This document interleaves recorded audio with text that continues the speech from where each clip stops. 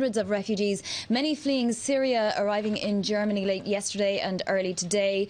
Police had been allowing travel on international rail routes. It turns out, though, today it seems Hungarian authorities are now stopping all trains from leaving Budapest's main train terminal in an effort to prevent migrants from using it to leave for Austria and Germany. Chancellor Angela Merkel yesterday called for EU states to take a united stance on the migration crisis.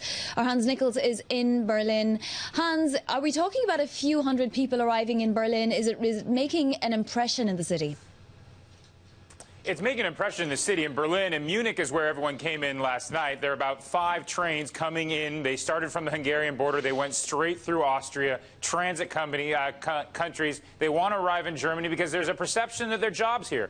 Give you a sense from in Berlin how acute the crisis is. They're talking about an additional 400 classes for children of refugee families. There's a great line earlier today that I think really captured this, and it's a question of, do you want the discussions on, do you build more tents or build more schools? And what Germany's talking about is building more schools to have a longer-term integration process. There's long been a history of refugees fleeing to Europe, and there being, awful problems with, in France, outside Paris, there were huge camps for a long time during the Iraq War and so forth. What will Germany do? Will it be able to handle this amount of migrants? And what about the other countries?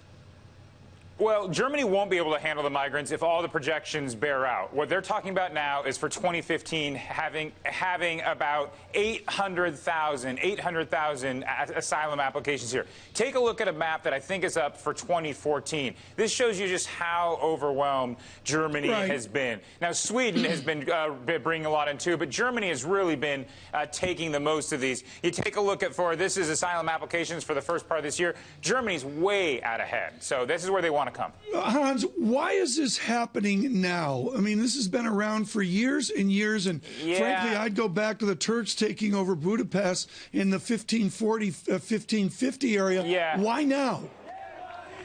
It seems like there was a tipping point in terms of Syria refugees coming in, and at the same time, this protocol called Dublin II, this is the treaty.